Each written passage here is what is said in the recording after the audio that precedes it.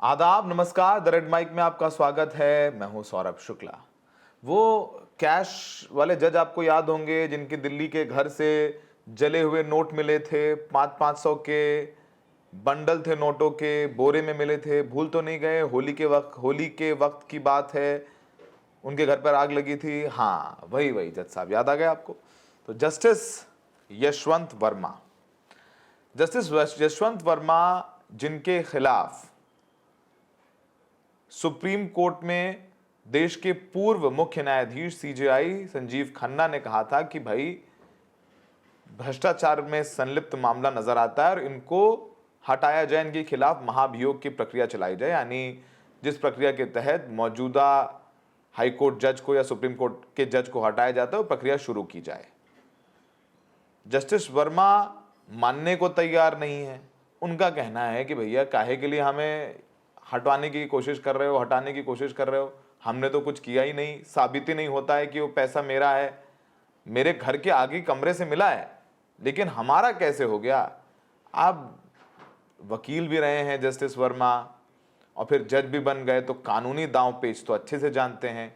और उधर जो अभी मॉनसून सत्र शुरू होने वाला है पार्लियामेंट का, उसमें जस्टिस यशवंत वर्मा के खिलाफ महाभियोग के प्रस्ताव को लाया जा सकता है, इसकी तमाम पुख्ता जानकारियां मिल रही हैं। अब जस्टिस यशवंत वर्मा जो मानने को तैयार नहीं है, वो सुप्रीम कोर्ट पहुंच गए हैं पूर्व मुख्य न्यायाधीश संजीव खन्ना के उस आदेश के खिलाफ जिसमें उन्हें हटाने की बात कही गई, महाभियोग की प्रक्रिया चलाने की बात कही गई। आपको बता दें कि जब तक जो जज है वो जज है, जस्टिस है, तब तक उसके खिलाफ कोई कार्रवाई नहीं हो सकती, उसके खिलाफ एफआईआर दर्ज नहीं हो सकती, उससे पूछताछ नहीं हो सकती, उसे गिरफ्तार नहीं किया जा सकता। ये सारी जांच, पूछताछ, गिरफ्तारी तब हो सकती है जब वो पद पर ना रहे, जस्टिस ना रहे, यानी जज ना रहे, न्यायाधीश ना रहे। अब जो ये जले हुए नोट मिले, बंडल मिले, बोरे मिले, इसकी सही जांच तब हो सकती है जब जस्टिस वर्मा से पूछताछ हो, एफआईआर हो, जांच हो। लेकिन वो जांच तभी होगी जब ये अपने पद से हटेंगे, इनको हटाया जाएगा। खुद हटने को तैयार नहीं, इस्तीफा देने को तैयार नहीं है। तो यशवंत वर्मा वो पहुंच गए हैं सुप्रीम कोर्ट और उन्होंने कहा है कि जो इन हाउस कमेटी की रिपोर्ट, क्योंकि तीन न्यायाधीशों की एक कमेटी बनाई थी जिसमें हिमाचल के चीफ जस्टिस थे हाई कोर्ट के और 2 चीफ जस्टिस थे दूसरे स्टेट्स के, उनके 3 लोगों की कमेटी बनाई थी और उस कमेटी ने ही रिकमेंड किया कि जो कैश मिला है उसको लेकर के जस्टिस वर्मा दोषी समझ में आते हैं और इनके खिलाफ जांच होनी चाहिए, सख्ती के साथ पूछताछ होनी चाहिए। और उसी इन हाउस कमेटी की रिपोर्ट के को आधार बना करके संजीव खन्ना ने कहा इनको हटा दिया जाए।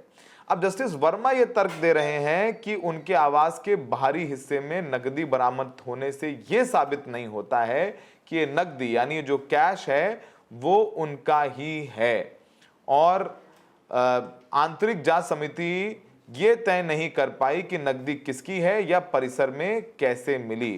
तो ये बहुत दिलचस्प कुछ दलीलें जस्टिस वर्मा ने सुप्रीम कोर्ट के सामने रखी हैं और उन्होंने कहा कि जो कमेटी ने अपनी जांच की है, जिसमें 3 राज्यों के मुख्य न्यायाधीश थे, वो अनुमान पर आधारित है, उसके कोई पुख्ता सबूत नहीं है। वो एक अनुमान लगा दिया गया और उसी को आधार बना करके ये किया गया है।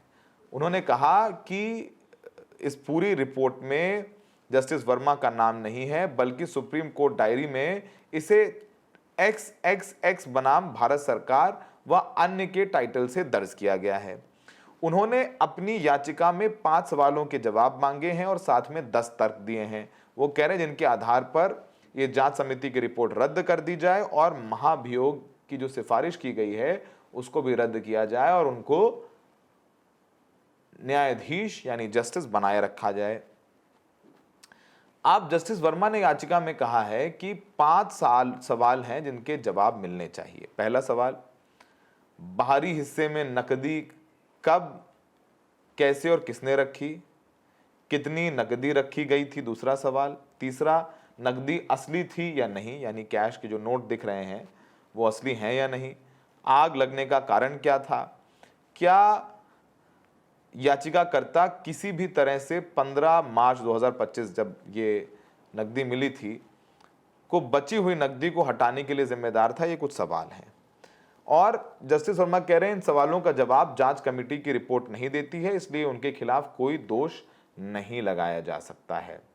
अब आपको बता दें कि जस्टिस वर्मा, होली का दिन था 15 मार्च, उसके जस्टिस वर्मा अपनी पत्नी के साथ बाहर थे और उनके जो बाहरी जो उनकी कोठी है तुगलक रोड में, वहां पर आग लगने की खबर आई और वहां पर फायर ब्रिगेड आई और उसने आग बुझाई और उन्हीं के फायर ब्रिगेड के लोगों ने देखा कि कुछ जले हुए नोट, बोरे वगैरह नजर आए और उसको लेकर हंगामा न हुआ। उसकी कुछ तस्वीरें बाहर आई और फिर मुख्य न्यायाधीश उस वक्त देश के थे संजीव खन्ना, उन्होंने जांच कमेटी बना करके उसे जांच करने के लिए कहा और फिर जांच कमेटी ने कहा कि इनको हटाया जाए।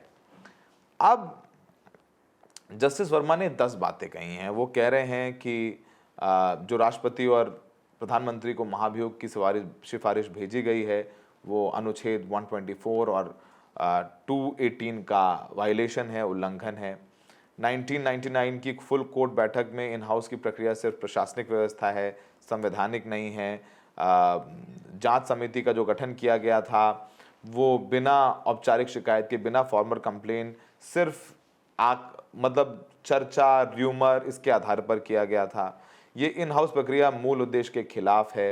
उन्होंने कहा है कि 22 मार्च 2025 को एक प्रेस रिलीज दिया था सुप्रीम कोर्ट ने, उसमें जो आरोप हैं उनको पब्लिक कर दिया गया। इससे मीडिया ट्रायल शुरू हो गया और उनकी जो इमेज है, उनकी क्रेडिबिलिटी है, उनकी प्रतिष्ठा है, उसको गहरा नुकसान पहुंचा है। वो कह रहे हैं कि ना साक्ष्य दिखाए गए, ना आरोपों को खंडन करने का मौका मिला, उनकी बात नहीं सुनी गई। जो तमाम गवाह थे उनसे पूछताछ की गई लेकिन तब मैं वहां मौजूद नहीं था। सीसीटीवी फुटेज को सबूत के तौर पर नहीं लिया गया है। समिति ने नकदी किसने रखी, वो असली थी या नहीं, आग कैसे लगी, इसके प्रश्नों का जवाब नहीं मिलता है। समिति की रिपोर्ट अनुमानों के आधार पर है और काफ़ी जो सवाल हैं उनके जवाब नहीं देती और जांच रिपोर्ट मिलने के कुछ घंटों बाद ही उस समय चीफ जस्टिस ने मुझे इस्तीफ़ा देने या महाभियोग झेलने की चेतावनी दी, पक्ष रखने का अवसर नहीं दिया, मुझे सुना नहीं गया और पिछले मामलों में जो जस्टिस थे उन्हें अपनी बात रखने का, अपनी दलील रखने का मौका मिला था, पर इस परंपरा की अनदेखी हुई और रिपोर्ट को कॉन्फिडेंशियल रखना था लेकिन रिपोर्ट को मीडिया में लीक किया गया और मीडिया ने उसे तोड़ मरोड़ के पेश किया, जिससे उनकी इमेज खराब हो गई और जिसकी कभी भरपाई नहीं हो सकती है। ये सब सारी बातें मतलब रो ही दिए हैं वो, मतलब आंसू नजर नहीं आ रहे हैं पर मतलब भावनाएं वही हैं। अब किरेन रिजिजू साहब जो संसदीय मंत्री हैं वो कह रहे हैं कि भाई चूंकि मुख्य न्यायाधीश ने लिख दिया है तो महाभियोग की प्रक्रिया तो होगी, सभी पार्टियों से बात हो चुकी है और यहाँ तक कि कांग्रेस भी कह रही है कि हम साथ दे देंगे। अब 2/3 बहुमत से पहले लोकसभा और राज्यसभा से पास हो जाएगा महाभियोग, फिर राष्ट्रपति के पास जाएगा क्योंकि राष्ट्रपति जी दस्तखत कर देंगे तो ये अपने पद से हट जाएंगे, क्योंकि प्रक्रिया है, जजेस को हटाने की प्रक्रिया को महाभियोग की प्रक्रिया कहते हैं। अब आपको थोड़ा सी झलक दिखा देते हैं कि 14 मार्च की रात को कॉल आई कि भाई आग लग गई है उनके घर पर रात में 11:30 बजे और फिर वहाँ पर फायर ब्रिगेड के लोग पहुँचे, उन्होंने इस आग को बुझाया और उस वक्त जस्टिस साहब थे नहीं, बाहर गए थे और 21 मार्च को कुछ रिपोर्ट्स में दावा किया गया कि 15 करोड़ कैश मिला, काफ़ी नोट जल गए थे और फिर 22 मार्च को उस वक्त मुख्य न्यायाधीश संजीव खन्ना ने कहा कि जांच की जाए। उन्होंने इंटरनल जांच के लिए 3 सदस्यीय कमेटी की रिपोर्ट बनाई। पैनल ने 4 मई को अपनी रिपोर्ट सुप्रीम कोर्ट को सौंप दी, जिसमें उन्होंने जस्टिस वर्मा को दोषी ठहराया। रिपोर्ट के आधार पर सीजेआई ने कह दिया कि भाई इनको हटाओ, ये तो खुद हटने को तैयार नहीं है। और उसके बाद 19 तारीख से को रिपोर्ट आई तो पता चला कि 55 गवाहों से पूछताछ हुई है, जिसमें इनके घर पर गार्ड्स थे उनसे, जो अग्निशमन यानी फायर ब्रिगेड के लोग थे उनसे, जो बीट पुलिस वाले पहुंचे उनसे, बहुत लोगों से पूछताछ होने के बाद में रिपोर्ट में बताया गया और उसमें कहा गया रिपोर्ट में कि ये आरोप पर्याप्त हैं और इतने गंभीर हैं कि जस्टिस वर्मा को हटाने की प्रक्रिया शुरू कर दी जाए, कार्रवाई शुरू कर दी जाए, जिसके बाद ये सारी बातें शुरू हो गई। अब बहुत सारी बातें हैं जिसको लेकर के सवाल जवाब उठ रहा है। जहां एक तरफ बीजेपी नज़र आती है कि जो बीजेपी सरकार है कि अब इनको हटा दिया जाए, वहीं कांग्रेस भी साथ में नजर आती है इनको हटाया जाए। लेकिन कांग्रेस में एक वरिष्ठ नेता है कपिल सिब्बल, जो वरिष्ठ वकील भी हैं, राज्यसभा सांसद भी हैं, जिनका जो समाजवादी पार्टी के समर्थन से गए हैं, वो जस्टिस वर्मा के पक्ष में खड़े नजर आते हैं। उन्होंने हाल ही में अपने कार्यक्रम कपिल सिब्बल दिल से में इस पूरी प्रक्रिया को चुनौती दी। इनसे सुनते हैं कि कपिल सिब्बल इस मामले में क्यों जस्टिस वर्मा का साथ दे रहे हैं। Talk about a recent controversy which is going to flare up very soon because Parliament is going to meet on the 21st of July, and the Minister of Parliamentary Affairs has said that the issue in relation to money found in a residential premises allotted to Justice Yashwant Verma will be taken up on the first day. And he also said that there will be then an inquiry under the Judges Inquiry Act, and that should be completed within 3 months. This is the Minister of Parliamentary Affairs making this statement. So we're going to talk about this controversy, where it's going to lead us, what happened, what should have been done. All these issues will be discussed by us. But I just want to mention a couple of facts so that the viewers know certain basic facts. An incident happened on the 14th of March around 11:30 at night in the outhouse of the premises allotted to the judge. There was a fire in an outhouse which had one tube light and one fan working. That had happened around 11:30. The daughter informed the fire services. The fire services came, and between 12 o'clock on the morning of the 15th or 11:15 of 9 of that on 14th March till 12:11 certain videos were recorded. So the last video recorded was at 12:11 on the 15th morning. The fire services and the Delhi police, which was called immediately, were there along with the CRPF till about 1:56 in the morning of the 15th of March. Those are the timelines. Between this time, no member of the household was informed either by the Fire Services Department or the CRPF or the Delhi police who were present there that cash had been found in the outhouse and that the fire officers doused that fire. None of the family members, neither the daughter nor the PS to the judge. 2 phone calls were made, one by the PS to the Chief Justice, who was away in Madhya Pradesh in a far-off location where he could not be contacted. But they somehow contacted him at 1:23 in the morning. And a phone call took place between the PS for 230 seconds. That's less than 4 minutes. And with the daughter for a longer period of time. And the judge returned at 5 in the evening, that is on the 15th of March. And he did not go to the outhouse. He went to the family to comfort his mother.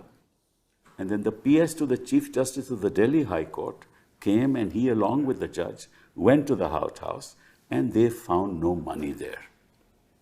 Which means that between 2 in the morning on the 15th March, if there was money there, and the following evening, when the PS, along with the PS to the Chief Justice, along with Yashwant Verma went, there was no money. So if there was money, it must have been removed. Now, every house of every judge is covered by a CCTV camera.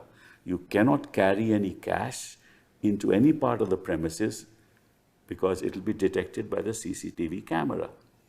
It was found later that the CCTV camera was not working. And that CCTV camera is under the control of the CRPF, not under the control of the judge, because that is for the security of judges. That takes place every residential accommodation that the judge is allotted. No premises was not cordoned off. No part of the cash was taken. We don't know how much cash there was. There is no finding to that effect. Even one note was not seized. Had they seized a note, they would have found out which bank it came from, and they would have discovered. So the judge found out about this cash only on the 17th when the Chief Justice called him. and told him that this was what was found and showed him the video. And on the 21st of March, the Chief Justice of India, the then Chief Justice Khanna, transferred him to Allahabad High Court and stopped and made an order that no judicial work should be allotted to him. These then are the basic facts which are necessary for the purposes of a discussion. But away from these facts, there is one constitutional issue, and I'll start with that in the discussion, and that is that 100 members of parliament belonging to the Lok Sabha or 50 members of parliament belonging to Rajya Sabha can move a motion for impeachment. Now, that motion has not yet been moved so far. And in the meantime, people in the government or ministers in the government are making statements. Chairman of the Rajya Sabha has also made statements to the effect. And in the meantime, the report has come suggesting that the judge was responsible, not that the cash belonged to him, but that it was placed in the outhouse with his tacit or active consent. We don't know what that means.